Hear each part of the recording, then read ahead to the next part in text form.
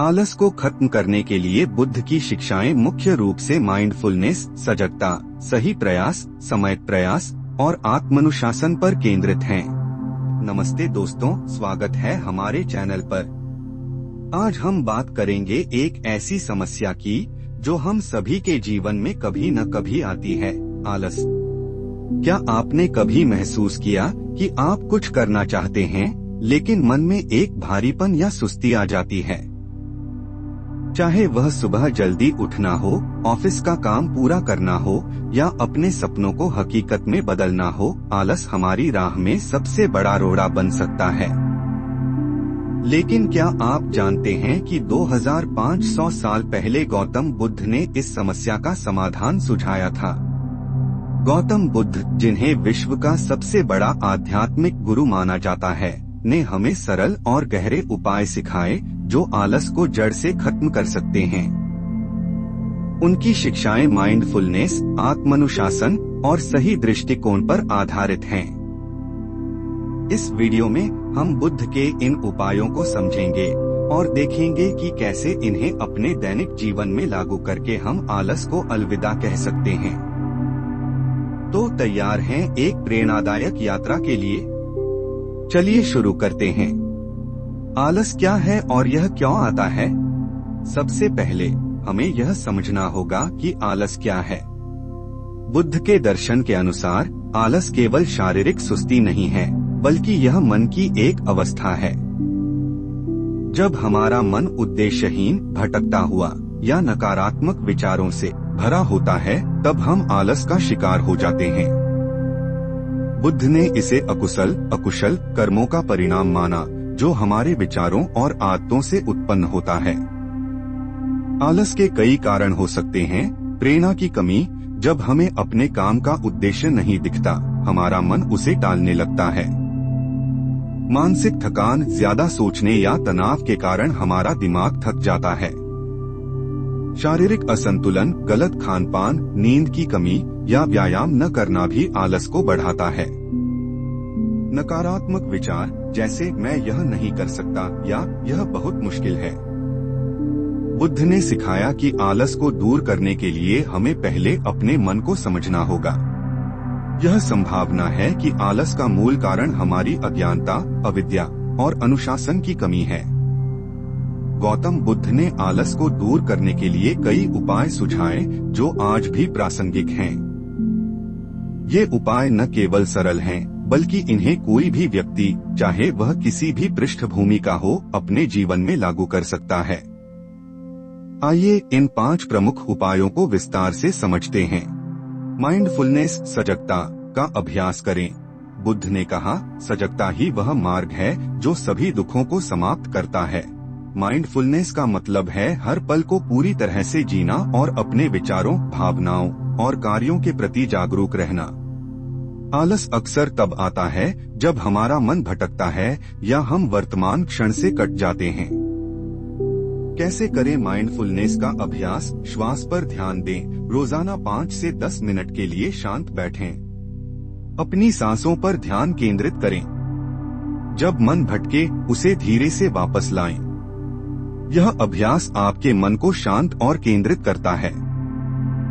वर्तमान में रहें। जब आप कोई काम करें, जैसे खाना खाना या किताब पढ़ना, तो उसमें पूरी तरह डूब जाएं।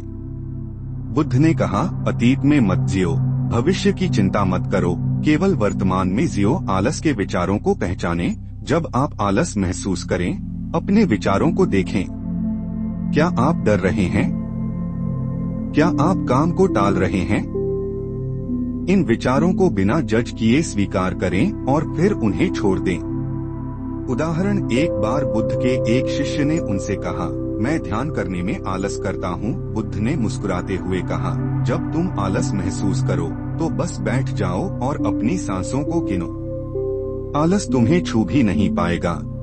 हर सुबह 5 मिनट के लिए माइंडफुलनेस मेडिटेशन करें। इससे आपका दिन ऊर्जावान और केंद्रित रहेगा। सही प्रयास, समय प्रयास अपनाएं। इसका मतलब है सकारात्मक और उपयोगी कार्यों के लिए निरंतर प्रयास करना। आलस हमें इसलिए रोकता है क्योंकि हम अपने लक्ष्यों के लिए सही दिशा में मेहनत नहीं करते। सही प्रयास के 4 सिद्धांत। नकारात्मक को रोकें। आलस को बढ़ाने वाले विचारों जैसे मैं बाद में कर लूंगा को तुरंत रोकें। नकारात्मक को दूर करें। अगर आप पहले से आलस में डूबे हैं तो छोटे छोटे कदम उठाकर इसे हटाएं। उदाहरण के लिए, अगर आप पढ़ाई नहीं कर रहे तो बस किताब खोलें और 5 मिनट पढ़ें। सकारात्मक को विकसित करें। अच्छी आदतें बनाएं, जैसे रोजाना सुबह जल्दी उठना या व्यायाम करना। सकारात्मक को बनाए रखें। अपनी अच्छी आदतों को नियमित रूप से दोहराएं ताकि वे आपके जीवन का हिस्सा बन जाएं।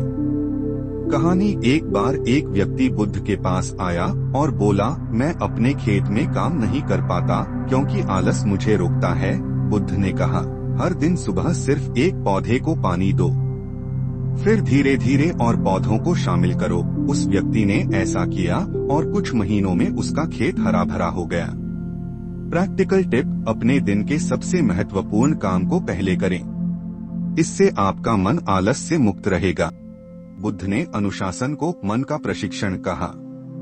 आलस तब हावी होता है जब हम अपने मन और शरीर को नियंत्रित नहीं करते। बुद्ध ने सिखाया कि आत्मानुशासन के बिना कोई भी लक्ष्य हासिल नहीं किया जा सकता। आत्मानुशासन के उपाय। नियमित दिनचर्या बनाएं। रोजाना एक निश्चित समय पर उठें, खाएं और काम करें। बुद्ध स्वयं सुबह जल्दी उठकर ध्यान करते थे। छोटे लक्ष्य निर्धारित करें। बड़े लक्ष्यों को छोटे छोटे हिस्सों में बांटें। उदाहरण के लिए, अगर आप किताब लिखना चाहते हैं तो रोजाना 500 शब्द लिखने का लक्ष्य बनाएं। प्रलोभनों से बचें। अपने फोन को दूर रखें। सोशल मीडिया का समय सीमित करें और ध्यान भटकाने वाली चीजों से बचें। उदाहरण, बुद्ध के शिष्य आनंद को शुरू में ध्यान में मन नहीं लगता था। बुद्ध ने उन्हें सलाह दी कि वे हर दिन एक ही समय पर एक ही जगह पर ध्यान करें। धीरे धीरे आनंद का अनुशासन इतना मजबूत हुआ कि वे बुद्ध के सबसे प्रिय शिष्यों में से एक बने। प्रैक्टिकल टिप, एक डायरी बनाएं और हर दिन अपने लक्ष्यों को लिखें। रात को सोने से पहले देखें कि आपने कितना हासिल किया। सही दृष्टिकोण, सम्यक दृष्टि अपनाएं। बुद्ध ने कहा, जैसा हम सोचते हैं वैसा हम बन जाते हैं। आलस का एक बड़ा कारण हमारा नकारात्मक दृष्टिकोण है। अगर हम सोचते हैं कि कोई काम मुश्किल है या हम असफल होंगे तो हमारा मन उसे टालने लगता है।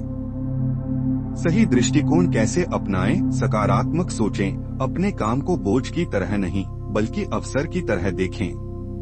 उदाहरण के लिए, अगर आपको जिम जाना है तो सोचें कि यह आपके स्वास्थ्य के लिए कितना अच्छा है।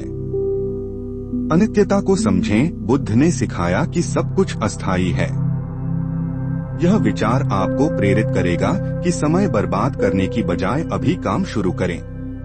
करुणा और उद्देश्य, अपने काम को दूसरों के लिए उपयोगी बनाएं। उदाहरण के लिए, अगर आप पढ़ाई कर रहे हैं तो सोचें कि इससे आप अपने परिवार की मदद कर सकेंगे। कहानी। एक बार एक भिक्षु ने बुद्ध से कहा, मुझे भिक्षा मांगने में आलस लगता है। बुद्ध ने कहा, यह सोचो कि तुम्हारा भिक्षा मांगना दूसरों को दान देने का अवसर देता है। इस दृष्टिकोण ने भिक्षु के आलस को खत्म कर दी।